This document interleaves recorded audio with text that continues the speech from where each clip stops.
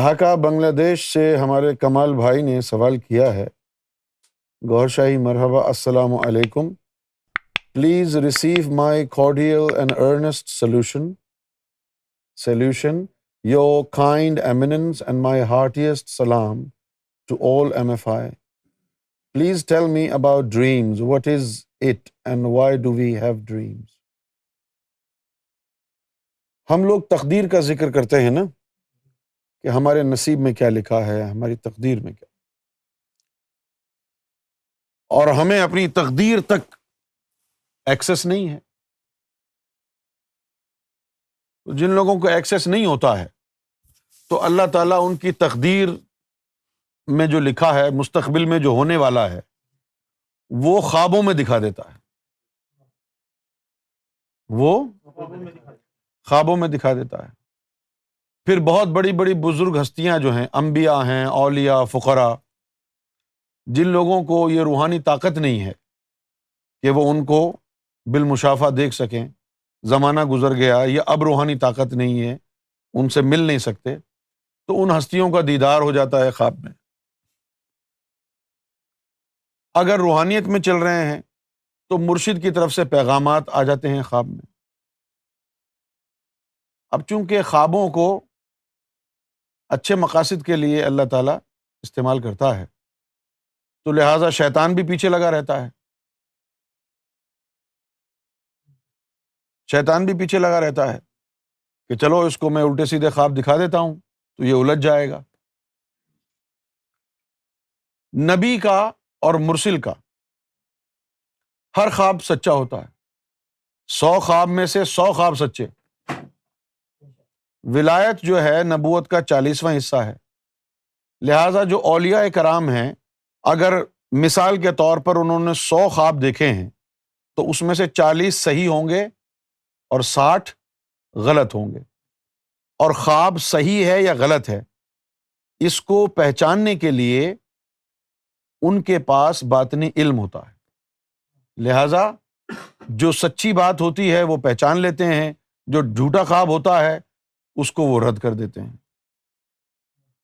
عام آدمی کو خوابوں کی پہچان نہیں ہوتی. ان کو چاہیے کہ وہ کسی اللہ والے کے پاس جا کے اپنا خواب بیان کریں تو وہ اس کی تشریح کر کے ان کو بتائے گا. خود خوابوں کی انٹرپریٹیشن نہ کریں. آپ کو معلوم ہی نہیں کہ اللہ کی طرف سے کیا پیغام آیا. پیغام اللہ کی طرف سے ہی آیا ہے یا شیطان نے آپ کو بیوقوف بنایا ہے؟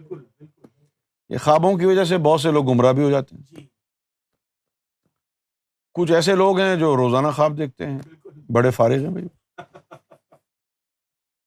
ہاں، ہم کو کم بخت کوئی 10-15 سال بعد کوئی ایک خواب آ جاتا ہے، لیکن بہت سے لوگ ایسے ہیں روز خواب دیکھتے ہیں.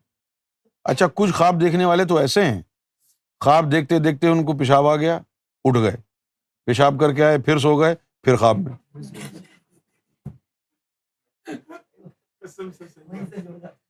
مجھے سنائے نا لوگوں نے خواب کہ میں خواب دیکھ رہا تھا، اچانک اٹھ گیا. کیوں؟ پیشاب آ رہا تھا تو میں پیشاب کرنے چلا گیا، پیشاب کر کے آ کے دوبارہ لیٹا، وہیں سے خواب شروع. ابے وہ کوئی فٹ بال کا میچ تھا، ہاف ٹائم ہو گیا، چلو یہ بھی خواب. تو خوابوں کی طرف زیادہ توجہ نہ دیں آپ. خوابوں کے ذریعے بھی انسانوں کو بہت گمراہ کیا گیا ہے. اور جو دین میں لگ جاتے ہیں ان کو خواب بھی بڑے خطرناک آتے ہیں. جس طرح مولانا طاہر القادری صاحب کو خواب آیا کہ بھئی حضور پاک صلی اللہ علیہ وسلم نے کہا کہ میں پاکستان میں سب سے ناراض ہوں، صرف تم سے راضی ہوں. PIA کا ٹکٹ بھیجو مجھے، میں پاکستان آؤں گا اور صرف تمہارے ساتھ رہوں گا، پھر الیکشن میں کھڑے ہو جاؤ. اس طرح کی باتیں ہیں نا.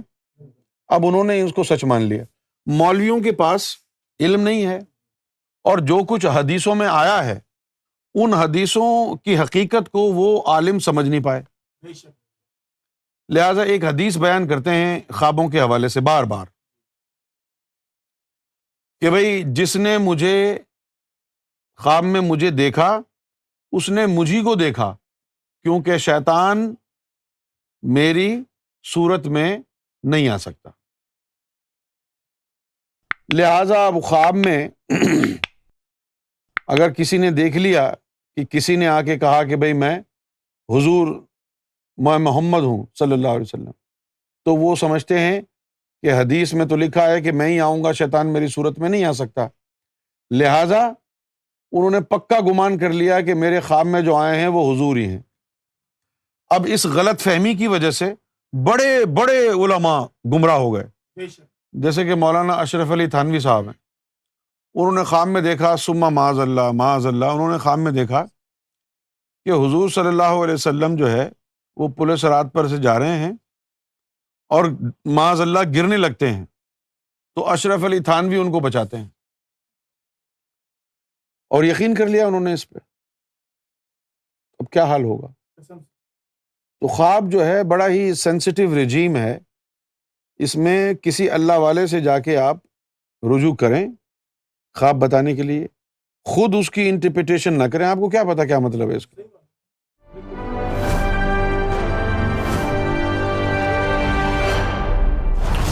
TV, bringing light, love, and peace in your life.